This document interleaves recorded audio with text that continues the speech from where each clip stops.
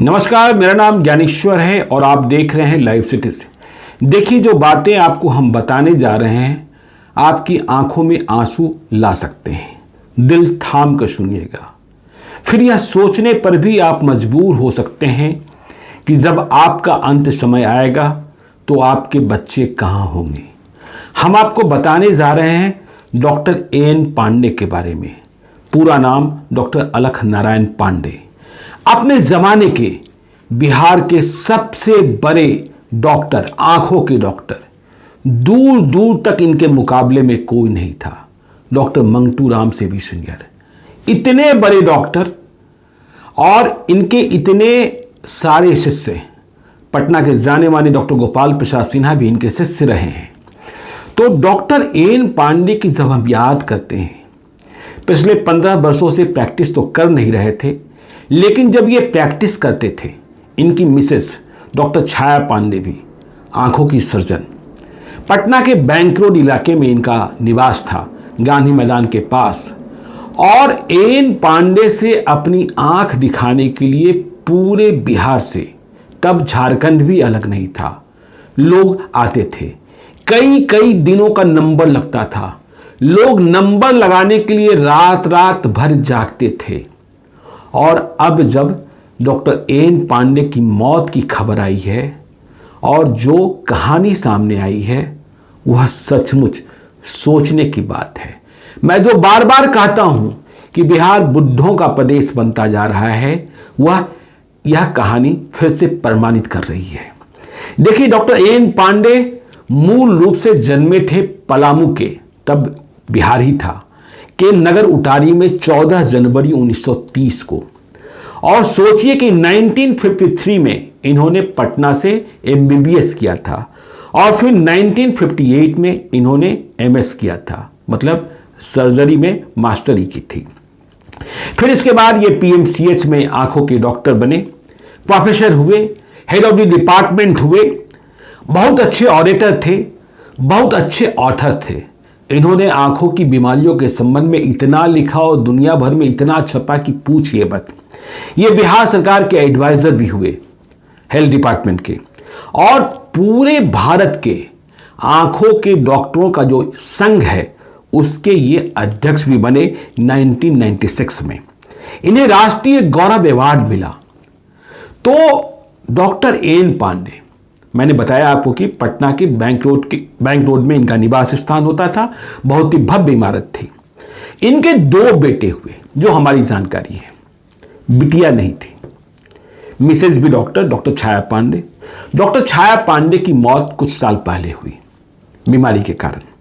1930 में जब इनका जन्म हुआ तो समझ सकते हैं कि अब ये 91 ईयर्स ओल्ड थे। ठीक है, बुढ़ापा था। तो जो इनके 2 बेटे हुए, उसकी परवरिश इन्होंने बहुत अच्छे ढंग से की होगी। और जैसा हर माता पिता चाहता है कि मेरा बच्चा बहुत अच्छा करे, विदेशों में जाकर नाम करे, तो इस चाहत में इनके दोनों बेटे भी विदेश चले गए। एक बेटा कनाडा गया, जिसके बारे में यह खबर आज मुझे बताई गई है कि कनाडा में ही उसका एक्सीडेंट कई साल पहले हो गया था, जिसमें उसकी मौत हो गई थी।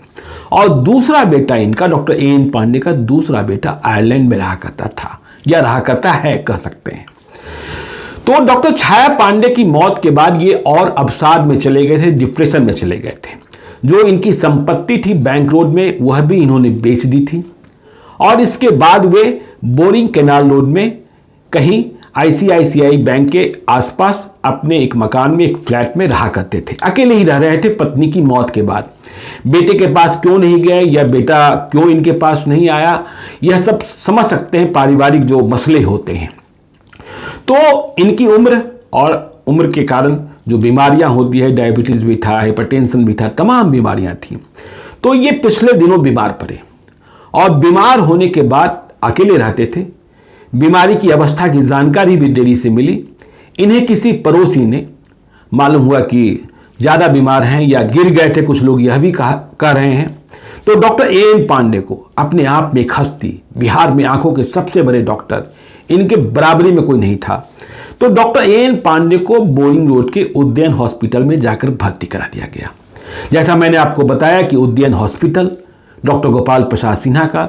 डॉक्टर गोपाल प्रसाद सिन्हा की एक गुरु थे, तो गुरु का दायित्व भी बनता था, तो वहां इनका इलाज चलता रहा और देखने वाला परिवार का कोई भी नहीं। खबर यह है कि जो आयरलैंड में बेटा था वो बीच में आया था, कुछ दिनों तक रहा जब ये अस्पताल में थे और फिर चला गया वापस। फिर से ये अस्पताल के हवाले हो गए। जो इलाज करना है नहीं करना है वो अस्पताल वाला जाने। इनकी स्थिति खराब होती चली जा रही थी।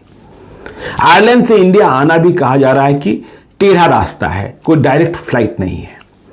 तो 16 तारीख को 16 अक्टूबर 2021 को इनकी मौत हो गई।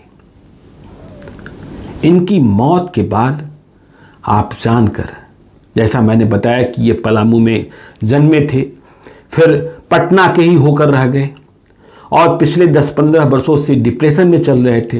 पारिवारिक कारण, पत्नी का सदमा, बेटे की मौत और फिर छोटा बेटा का भी आयरलैंड में रहना। तो 16 अक्टूबर 2021 को इनकी मौत हो जाती है और इनकी लाश को लेने वाला कोई नहीं, न बेटा, न परिवार का कोई दूसरा सदस्य, न कोई सहयोगी, और इनकी लाश पड़ी रहती है लावारिस।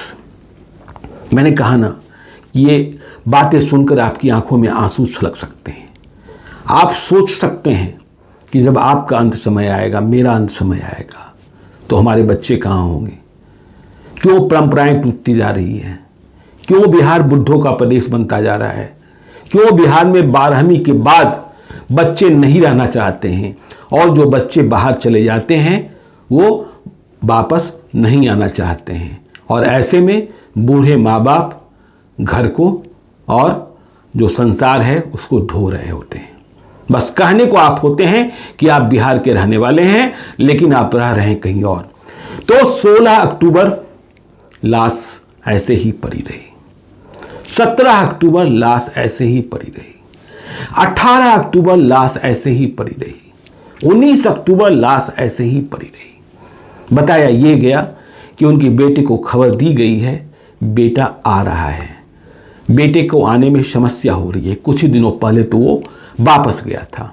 विदेश से आने जाने में जो अड़चने हैं, जो वीज़ा की समस्या होती है, या फिर यह भी कहा गया कि आयरलैंड से कोई डायरेक्ट फ्लाइट नहीं है, पहले फ्रांस जाना होता है, फिर फ्रांस से इंडिया के लिए फ्लाइट मिलती है। तो 5 दिनों तक कोई पड़ोसी भी नहीं, कोई गोतिया भी नहीं। जहाँ जन्मे थे वहाँ से इनका संबंध और इनका नाता बहुत पहले टूट गया था। और मैं इनकी तस्वीरें देख रहा हूँ जब ये अस्पताल में भर्ती थे, बिल्कुल वृद्ध और बिल्कुल जैसे लग रहे हैं कोई साधु हो गए हैं। और मैं देख रहा हूँ पहले की तस्वीरें भी, जो तस्वीर आपने थंबनेल में देखी वह उस वक्त की तस्वीर है जब डॉक्टर A.N. पांडे के लिए, A.N. पांडे से दिखाने के लिए लोगों की लंबी लाइन लगी होती थी। Doctor A.N. पांडे ने देख लिया तो आप समझ लिए कि आपकी आंख की गारंटी है कि क्या रोग है, क्या रोग नहीं है, सर्टिफिकेट है आंखों के। तो आज 21 अक्टूबर को 5 दिनों के बाद बेटा पटना पहुंचा है। तब तक उनकी लाश को बंद कर बांसघाट पहुंचाया जा चुका था और इसके बाद अंत्येष्टि होती है।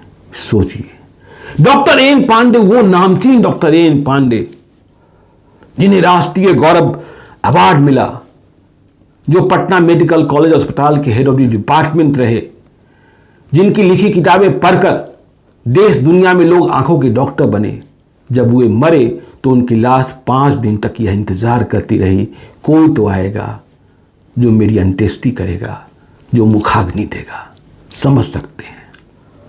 मैंने आपको अभी हाल में ही मेवालाल चौधरी की कहानी भी बताई थी। मेवालाल चौधरी के दोनों बेटे भी, मेवालाल चौधरी जो जेडीयू के विधायक थे तारापुर से, जिनके निधन के कारण अभी तारापुर में उपचुनाव हो रहा है, उनके भी दोनों बेटे विदेश में। और जब नीतीश कुमार ने इच्छा जाहिर करी कि कोई बेटा आकर चुनाव लड़े, विरासत संभाले, तो कोई भी बेटा, एक बेटा अमेरिका में, दूसरा बेटा ऑस्ट्रेलिया में, कोई भी आकर विरासत संभालने को तैयार नहीं हुआ।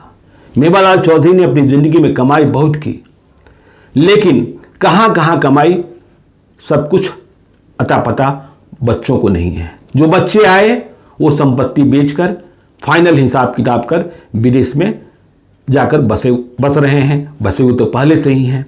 तो ये कहानी एन पांडे की हमारी आपकी कल्पना से बाहर है। 5 दिन तक लावारिस लाश, जो देखभाल की अस्पताल वालों ने और इंतज़ार किया या फिर बांसघाट वालों ने। इस कहानी से आपको क्या सबक मिलती है आप खुद समझिए, अपने को तैयार कीजिए, अपने परिवार को संस्कार दीजिए। हम तो इतना ही कहेंगे, देखते रहिए लाइव सिटीज़ को। यदि अब तक आपने हमारे यूट्यूब चैनल को सब्सक्राइब नहीं किया है तो ज़रूर कर लीजिएगा, और यदि इस वीडियो को आप फेसबुक पेज के माध्यम से देख रहे हैं तो पेज को लाइक कीजिएगा, ट्विटर पर भी हमें फॉलो कीजिए। धन्यवाद।